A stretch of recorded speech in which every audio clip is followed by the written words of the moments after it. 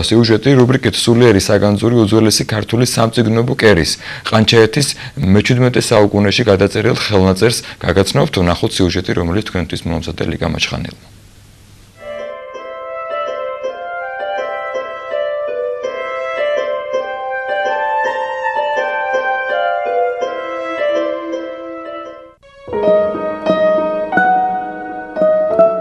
ყანჩაეთის ჟამნგულანის სახელით ცნობილი ხელნაწერი 1674 წელსაა გადაწერილი და მოხატული. ხელნაწერი გარდა თავისი ფასეულობისა, იმითაც გამოირჩევა, რომ კარგად ვიცით, როგორც მისი გადამწერი, ასევე მომგებელი.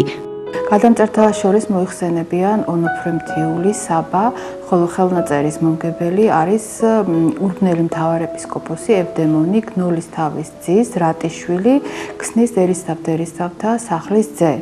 ეს ძალიან საინტერესო მომენტია, იმდენად რამდენადაც ხელნაწერში დაცული გვაქვს ევდემონ რატიშვილის პორტრეტი, რომელიც ამ კოდექსს წარუდგენს ჩულედი ღვთისმშობლის ხატს. ასევე საინტერესოა ისიც, რომ ამგვარი გამოსახულებები მომგებლის ქართულ ხელნაწერი წიგნის, ესე ვთქვათ, დასურათებაში საკმაოდ იშვიათია და მოქვის მომგებლის დანიო მთავარეპისკოპოსის შემდეგ ევდემონ რატიშვილის შეიძლება ითქვას მთელ სრულ ფიგურიანი გამოსახულება ერთ-ერთ გამონაკლის შემთხვევას წარმოადგენს ხელნაწერის დასურათებაში. ასევე საინტერესოა ისიც, რომ თქვათ ეს გამოსახულება ევდემონ რატიშვილისა ჩულედი ღვთისმშობლის წინაშე ტექსტზე აქვს წამძღვარებული. საინტერესოა ყანჩაეთის ჟამნგულანის მნიშვნელობა. როგორც ცნობილია, ზოგადად გულანი მხოლოდ ქართულ ტრადიციაში ჩამოყალიბებული და შექმნილი ხელნაწერია, რომელიც საეკლესიო მსახურებისთვის აუცილებელ ყველა სასულიერო თუ ლიტერატურული ხასიათის ძეგლს მოიცავს. გულანი ზოგადად საკმაოდ დიდი მოცულობის წიგნი იყო, რომლის ერთგვარ შემცირებულ ვერსიას ჟამნგულანი წარმოადგენს.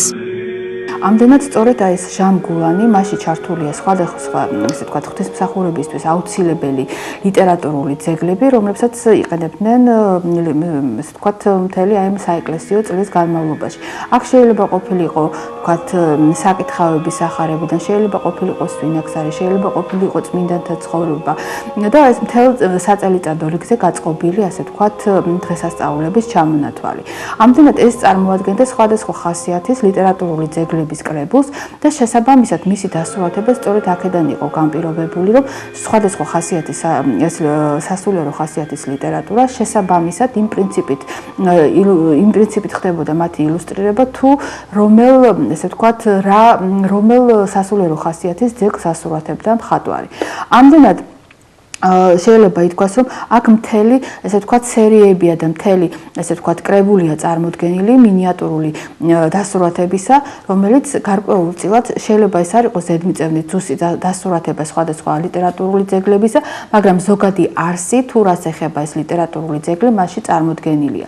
ყანჩაეთის ჟამგულანი ამ მხრივაც ერთგვარ გამონაკლისად ჩნდება, იმდენად რამდენადაც მასში ჩართულია სამყაროს შექმნის, ესე ვთქვათ, დამასურათებელი ილუსტრაციები. მასში ჩართულია სახარებისეული ქრისტოლოგიური სიუჟეტები და ჩართულია ასევე სხვადასხვა სიმბოლური ხასიათის გამოსახულებები და წმინდანთა ცხოვრების ამსახველი სცენები. ეს შეიძლება იყოს წმინდა გიორგი, ვთქვათ, იგივე წმინდა კვირიკეს და ივლიტეს გამოსახულებები და საკმაოდ მრავალრიცხოვანი ილუსტრაციებით არის ეს სცენები წარმოდგენილი და ზოგადად, ვთქვათ, აი ჟამგულანის დასურათების პრინციპი ითვალისწინებდა იმას, რომ ის რაც შეიძლება უხვად ყოფილიყო დასურათებული და ასე ვთქვათ, მორთული სხვადასხვა დეკორატიული სამკაულებით, დეკორატიული ელემენტებით. და ამდენად სწორედ აი ეს ყანჩაეთის ჟამგულანის დასურათებაც გამომდინარე ხელნაწერის ტექსტიდან გარკვეულწილად სწორედ აი ამგვარ პრინციპს მისდევს ხელნაწერის დასურათებისა და მასში ჩართული არის სრული, ასე ვთქვათ,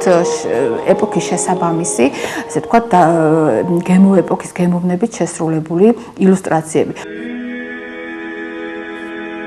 რაც შეეხება ხელნაწერის მინიატურებს, ხელნაწერის ხსნის, ასე ვთქვათ, სამყაროს შექმნასთან დაკავშირებული ხელნაწერები, ეს არის ღმერთის მიერ სამყაროს შექმნა, შემდეგ არის მცენარეული სამყაროს შექმნა, ცხოველთა სამყაროს შექმნა, შემდეგ არის ადამი და ევას ისტორია გადმოცემული საკმაოდ, ესე ვთქვათ, ვრცლად და შემდეგ უკვე მოდის ქრისტოლოგიური თემატიკა, ეს არის თითქმის სრულად წარმოდგენილი 12 საუფლო დღესასწაული, როგორც წეღან აღნიშნეთ და ასევე თქვა სხვადასხვა წმინდანებთან დაკავშირებული სცენები. კიდევ ერთი მომენტი, რაც გარკვეულწილად აი ყანჩანეთის ჟანგულანისთვის არის დამახასიათებელი, ის არის, რომ თქვა ის ძალიან კარგად მისდევს და ასახავს ქართულ ტრადიციას მინიატურული მხატვრობის გაფორმებისა.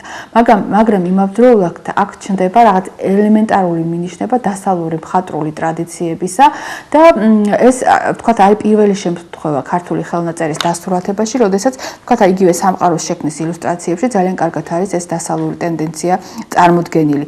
თუმცა შეიძლება ითქვას, რომ ეს არის ესე ვთქვათ პირველი ეტაპი აი ამ ხელნაწერის დასურათებაში, დასავლური ელემენტის გამოყენებისა და ამის მიუხედავად ამისა, დანარჩენი ეს ქრისტოლოგიურ თემატიკაზე შექმნილი ეს მინიატურები მკაცრად მისდევს იმ ეპოქისთვის დამახასიათებელ მხატვრულ თავისებურებებს და კიდევ ერთი ის, რომ თქვათ ეს ხელნაწერი არ არის ერთი მხატვრის მიერ დასურათებული, მაშინ რამდენიმე მხატვარს აქვს მის დასურათებაში, რამდენიმე მხატვარს აქვს მიღებული მონაწილეობა და აი შეიძლება ითქვას, რომ თავიანთი თავის განსწავლულობით ეს მხატვრები ერთმანეთისაგან თავის ესე ვთქვათ მხატვრული ნიჭით ერთმანეთისაგან საკმაოდ განსხვავდებიან. შეიძლება ითქვას, რომ აი სამყაროს შექმნასთან დაკავშირებული ილუსტრაციები სრულიად განსხვავებული მხატვრული თავისებურებების, მხატვრული ტენდენციების მატარებელია, ვიდრე ვთქვათ დანარჩენი ილუსტრაციები. შეიძლება ითქვას, რომ საკმაოდ უხვად არის გამოყენებული ოქრო, როგორც ფონებად, ასევე სხვადასხვა დეტალების გასაფორმებლად, რაც მიგვანიშნებს იმაზე, რომ თქვათ საკმაოდ ძლიერი შემკვეთი და მომგებელი ყავდა ამ ხელნაწერს. არ უნდა დაგვავიწყდეს ის, რომ ყანჩაეთის ჟამნგულანი მე-17 საუკუნეშია შექმნილი, სწორედ იმ პერიოდში, როცა ქვეყანაში მძიმე პოლიტიკური ვითარებაა. აქედან გამომდინარე, თითქოს შესუსტებული უნდა ყოფილიყო მოთხოვნა ასეთ მდიდრულ ილუსტრირებულ ხელნაწერზე, მაგრამ რეალურად გულანის ტიპის ხელნაწერები სწორედ ამ პერიოდში მრავლად ვრცელდება. ბევრი მათგანი ხელნაწერთა ეროვნულ ცენტრშია დაცული. ყანჩაეთის ჟამნგულანიც სწორედ აქ ინახება. დრომ მინიატურები გარკვეულწილად დააზიანა, თუმცა შეიძლება ითქვას, რომ ხელნაწერის მდგომარეობა დღესდღეობით დამაკმაყოფილებელია.